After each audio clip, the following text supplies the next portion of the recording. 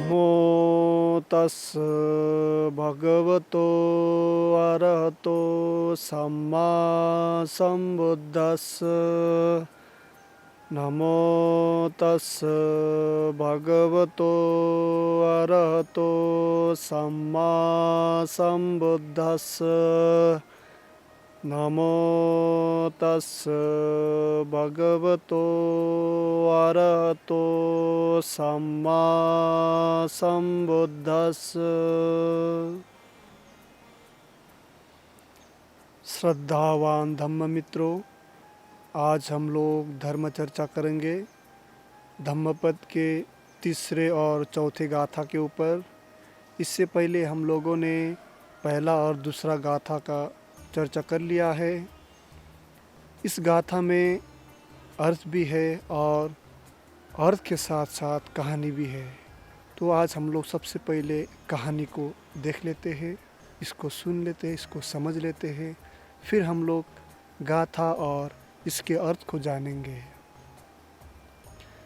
यह कहानी भी है श्रावस्ती जेतवन की। भगवान बुद्ध के समय में उनके रिश्तेदार, जिसका नाम तिस्स था, बहुत ही वृद्ध अवस्था में प्रवजित हुआ था, बिहार में आया था, चीवर या वस्त्र धारण कर लिया था, एक भिक्षु के रूप में जीवन यापन कर रहा था। लेकिन उनका उम्र बहुत ज़्यादा था, उम्र दराज था, इसीलिए वे सभी शिक्षा पदों को, धर्मों को सही से अनुपालन नहीं करते थे। जो उन्होंने पहले प्रैक्टिस किया था, अभ्यास किया था घर में, वही बातें, वही नियम कानून बिहार में भी दोहराते थे। भगवान बुद्ध के समय में बहुत सारे आगंतुक भिक्षु श्रावस्ती जेतवन में भगवान से मिलने आते थे।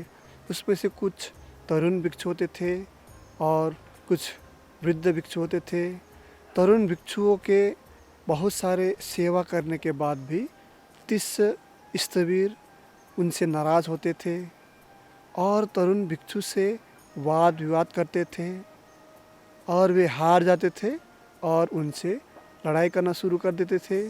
फिर उनके बातें ना सुनने के कारण, उनको सम्मान ना करने के कारण उनसे लड़ने लगते थे और अपने आप में फिर रोना शुरू कर देते थे कि मेरा सम्मान नहीं कर रहा है, मेरा सत्कार नहीं कर रहा है। बहुत सारे युवा भिक्षु श्रावस्ती जेतवन में आते थे। उनके साथ रहते रहते, उनके साथ बात करते करते समझ में आ ही जाता था कि यह जो तिस्स स्थविर है बहुत ही कम पढ़ा लिखा है और बहुत ही कम धर्म इनको पता है, ध्यान साधना का अभ्यास भी बहुत कम करते थे। ऐसा सब पता चल जाता था। फिर उनका इज्जत सम्मान कम करते थे। इस बात से वे चिढ़ जाते थे, रोने लगते थे, अपने आप को पीटने लगता था। फिर ये सारे शिकायत लेकर के भगवान बुद्ध के पास जाता था कि अरे मेरा सम्मान नहीं कर रहा है, ये तरुण भिक्षु मेरा अपमान कर रहा है, मैं तो आपका रिश्तेदार हूँ, मुझे तो अलग से सम्मान मिलना चाहिए। इस तरह के बातें करते थे। और जो भी युवा भिक्षु या बाहर से अन्य जो भी भिक्षु आते थे, उन सब से अपने बारे में बताते थे कि मैं उनके नातेदार हूँ, रिश्तेदार हूँ, भगवान बुद्ध मेरा रिश्तेदार है। इस प्रकार के बातें करके सबसे ठगने का प्रयास करता था, ज़बरदस्ती इज्जत सम्मान लेने का प्रयास करता था। तो इनके इस स्वभाव से तंग आकर के अन्य सभी भिक्षु भगवान बुद्ध के पास गए और उनसे इनके समाधान के बारे में बताया। तभी भगवान बुद्ध उन सब को समझाने के लिए यह गाथा कहा है, जो इस प्रकार है। अक्को छिमंग अवधिमंग अजिनीमंग अहासिमे ये च तंग उपनयहन्ति वेरंग तेसंग न सम्मति। अक्को छिमंग अवधिमंग अजिनीमंग अहासिमे ये तंग न उपनयहन्ति वेरंग तेसुपसम्मति। अर्थात उसने मुझे मारा, उसने मुझे गाली दी, उसने मुझे जीत लिया, उसने मेरा लूट लिया। जो ऐसे बातों को मन में बनाए रखता है, उसका वैर कभी शांत नहीं होता है। उसका मन में हमेशा यही भावना, यही विचार चलता रहता है और वे कभी सुखी नहीं हो पाते हैं। दूसरा गाथा में है, उसने मुझे मारा, उसने मुझे गाली दी, उसने मुझे जीत लिया, उसने मेरा लूट लिया। जो ऐसे बातों को मन में बार बार दोहराए नहीं लगता है, मन में बना के नहीं रखता है, उसका वैर शांत हो जाता है, वह शांत अवस्था में चला जाता है। इस प्रकार के बातें कह करके उनको भिक्षुओं को समझाने का प्रयास करता है भगवान बुद्ध। हम ही लोग को देख लीजिए, किसी ने कुछ कह दिया या किसी ने हमको बहुत बुरा कह दिया या किसी ने हमारे साथ बुरा किया, तो हम सभी लोग उस बात को मन में बनाए रखते हैं कि उस व्यक्ति ने मुझे ऐसा कहा, कल मुझे ऐसा कहा था, कल मुझे ऐसा कहा था। इसको दोहराते दोहराते दोहराते दोहराते फिर ये बात एक बार घटना घटा, उस घटना को दोहराने से फिर ये घटना बहुत ही विशाल रूप धारण कर लेता है और उसने मुझे ऐसा कहा है तो मैं बदला लूँगा। इस प्रकार के स्वभाव हम लोग बार बार मन में बनाते हैं। फिर उसी बात को सोच सोच के हम लोग पूरा जीवन बिता देते हैं कि वो व्यक्ति सही नहीं है, वो व्यक्ति सही नहीं है। ऐसा कभी नहीं होता है। बहुत सारे व्यक्ति नहीं बदलते हैं, लेकिन बहुत सारे व्यक्ति समय के साथ उनके साथ घटना घटता है, फिर वह व्यक्ति ज़रूर बदलता है। तो हमें ऐसे बातों को मन में नहीं रखना है।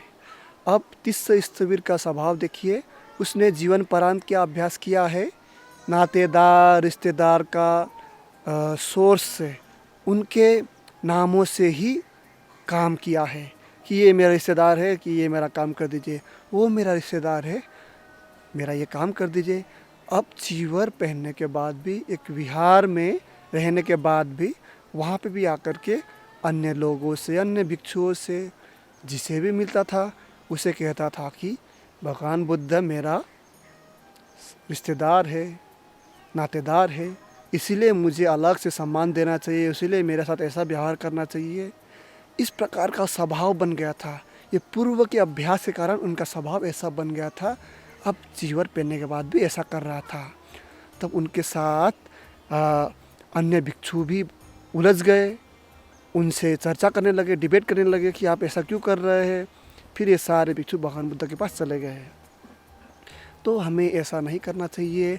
हम अभी युवा अवस्था में है या जिस भी अवस्था में है, तो ऐसा भी हमारा स्वभाव हो सकता है, हमारा विचार में भी ऐसा बात हो सकता है। तो इसको निकाल के फेंकना है, इसको ख़त्म करना है कि रिश्तेदार, नातेदार, इसको लेकर के हम लोग जो कार्य कर रहे हैं उस पे नहीं जाना है। हालांकि देखा जाए तो आजकल समाज में कुछ भी आपको पाना होगा तो जान पहचान की बहुत आवश्यकता पड़ता है,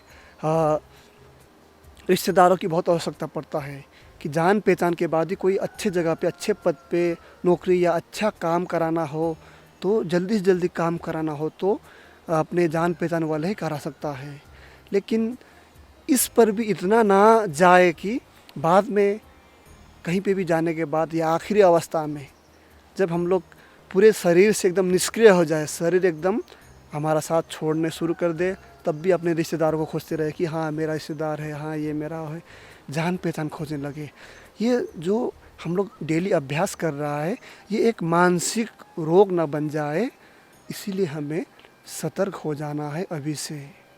तो फिर भगवान बुद्ध दूसरा गाथा कहते हैं कि उसने मुझे मारा, उसने मुझे जीत लिया, उसने मुझे गाली दी, उसने मेरा जीत लिया, उसने मेरा लूट लिया। जो ऐसे बात मन में बनाए नहीं रखता है, उसका वैर शांत हो जाता है, वह सारे विकारों से मुक्त हो जाता है। ऐसा भगवान बुद्ध कहते हैं।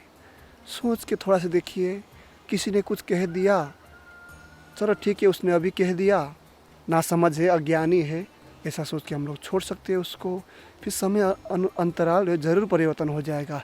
अगर कोई बहुत ही आक्रोशित वाला व्यक्ति है, बहुत ही बुरा स्वभाव वाला व्यक्ति है, उनके साथ भी मन में थोड़ा सा दया करुणा मैत्री का भाव रखते हुए उनके साथ भी आप थोड़ा कठोरता से पेश आ सकते हैं। भाई आप गलत थे, ऐसा मत करिए, ये सही नहीं है, इतना कहा करके समझा के आप अपने काम में लग सकते हैं। ऐसा करने से हमारा अभ्यास अच्छा बनेगा, तो फिर हमारे मन में ऐसे बात नहीं बना रहेगा कि हाँ ये व्यक्ति सही है, ये व्यक्ति गलत है। ऐसा चुनाव रहित हो जाएंगे। तो कोई भी व्यक्ति अगर आपके साथ बुरा व्यवहार भी करता है तो हाँ ये व्यक्ति ने ऐसा किया था, यह व्यक्ति गलत था, तो अभी क्या है हम लोग नहीं कह सकते हैं। ऐसा सोच रखना चाहिए। कोई भी हमारा व्यवहार को मानसिक रोग बनने नहीं देना है, सब कुछ समझते हुए चलना है। यह गाथा भी बहुत ही लाभदायक है हमारे जीवन में। आपको कैसा लगा ज़रूर बताइएगा। इस गाथा को सुन करके बहुत सारे भिक्षुगण अपना कल्याण साध लिया था। आप सब भी इसको सुन करके, इसको समझ करके अपना कल्याण साधे, यही मेरा आपके प्रति सद्भावना है। आज के लिए इतना ही। आप सब सुखी हो। भवतु सर्वमङ्गलं, रक्षन्तु सर्वदेवता, सर्वबुद्धानुभावेन सर्वधर्मानुभावेन सर्वसङ्घानुभावेन सदा सोत्थि भवन्तु ते। साधु साधु साधु।